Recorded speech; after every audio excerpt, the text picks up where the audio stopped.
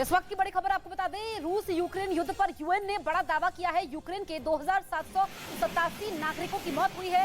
अब तक 3152 लोग घायल हुए हैं। 24 फरवरी से 26 अप्रैल तक का यह आंकड़ा जारी किया गया है।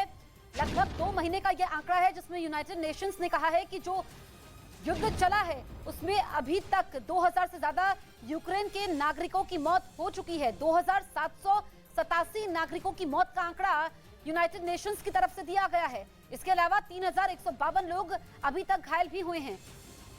काफी तबाही की तस्वीरें वहां से सामने आई है। आज 64वां दिन युद्ध का है और जो आंकड़े जारी किए गए हैं यूएन की तरफ से वो चौंकाने वाले भी हैं।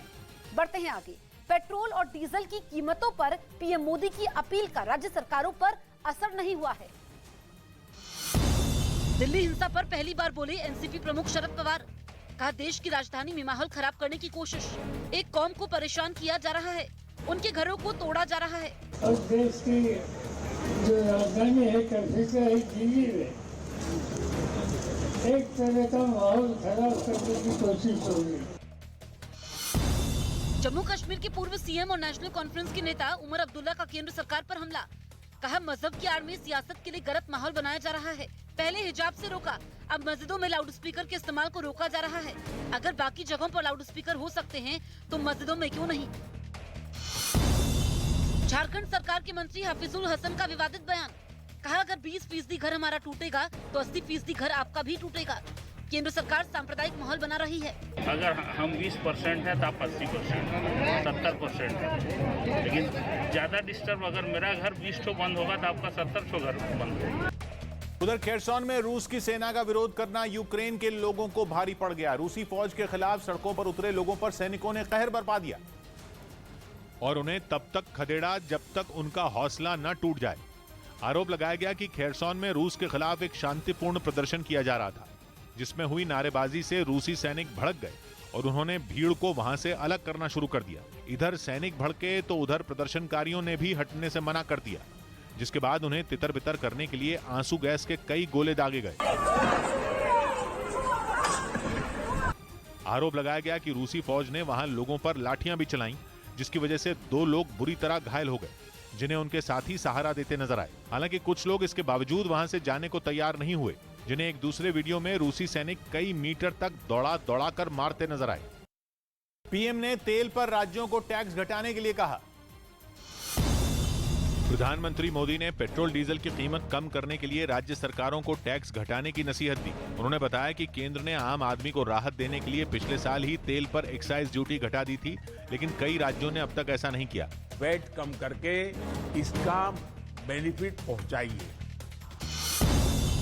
तेलंगाना के मुख्यमंत्री के चंद्रशेखर राव ने हैदराबाद में अपनी पार्टी टीआरएस के 21वें स्थापना दिवस समारोह में हिस्सा लिया। इस मौके पर उन्होंने देश में एक नए राजनीतिक विकल्प की जरूरत पर जोर दिया और इसमें अपनी पार्टी की बड़ी भूमिका होने की बात कही। उदय भान को हरियाणा कांग्रेस का अध्यक्ष बनाया गया। उदय भान को पूर्व सीएम भूपेंद्र सिंह हुड्डा का करीबी माना जाता है। वहीं रूस यूक्रेन के युद्ध से भले ही दुनिया भर के देशों में व्यापार ठप पड़ रहा हो, लेकिन भारत के गेहूं के लिए बड़ा बाजार खुलता दिख रहा है। ऐसा इसलिए क्योंकि रूस और यूक्रेन दोनों बड़ी तादाद में गेहूं उगाते हैं, लेकिन जंग की वजह से वहां से गेहूं की सप्लाई लगभग रुक चुकी है। ऐसे में रूस और यूक्रेन से गेहूं खरीदने वाले देश भारत की तरफ उम्मीद से देख रहे हैं, क्योंकि भारत में गेहूं का प्रोडक्शन डिमांड से ज्यादा है। यानी सीधे सीधे कहें तो भारत का गेहूं दुनिया की भूख मिटा सकता है। रूस यूक्रेन युद्ध की वजह से पेट्रोलियम पदार्थों के साथ ही अनाजों की आपूर्ति पर भी असर पड़ा है। रूस के साथ ही यूक्रेन भी गेहूं के बड़े निर्यातक देशों में शामिल है, जहां से निर्यात रुक गया है।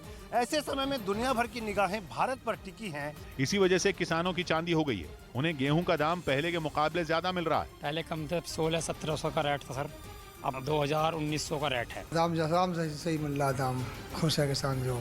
वैसे तो भारत दुनिया का दूसरा सबसे बड़ा गेहूं का उत्पादक है, लेकिन वो गेहूं ज्यादा देशों को एक्सपोर्ट नहीं करता। मगर रूस यूक्रेन के युद्ध ने भारत के लिए गेहूं के एक्सपोर्ट का एक बड़ा बाजार खोल दिया है। बल्कि एक साल में भारत के गेहूं एक्सपोर्ट में 4 गुना से भी ज्यादा की बढ़ोतरी हुई है, जो कि एक रिकॉर्ड है। साल 2020-21 में भारत ने 56 करोड़ 80 लाख अमेरिकी डॉलर यानी भारतीय रुपयों में 4353 करोड़ रुपए का गेहूं एक्सपोर्ट किया था, जो कि 2021-22 में बढ़कर करीब 212 करोड़ अमेरिकी डॉलर यानी भारतीय रुपयों में 16,000 करोड़ रुपए के पार चला गया। यानी महज एक साल में गेहूं का एक्सपोर्ट लगभग 4 गुना तक बढ़ गया। वहीं साल 2021-22 में भारत ने तकरीबन 80 लाख टन गेहूं एक्सपोर्ट किया था, लेकिन इस साल 1 करोड़ टन से ज्यादा गेहूं के एक्सपोर्ट की उम्मीद है। उधर जंग के बीच चीन और उत्तर कोरिया की हरकतों से जापान परेशान हो गया, जिसके बाद उसने अपनी सीमाओं की सुरक्षा के लिए हथियार जुटाने शुरू कर दिए। दिल्ली में आज मध्य प्रदेश के आगामी चुनावों पर मंथन होगा। पेट्रोल डीजल पर राज्यों से पीएम मोदी की टैक्स कटौती की अपील के बाद सियासत तेज। महाराष्ट्र, राजस्थान, तेलंगाना समेत कई मुख्यमंत्रियों ने कहा केंद्र सरकार ध्यान न भटकाए, कीमतें कम करने की कोशिश करे, राज्यों को जीएसटी की बकाया रकम भी जाए।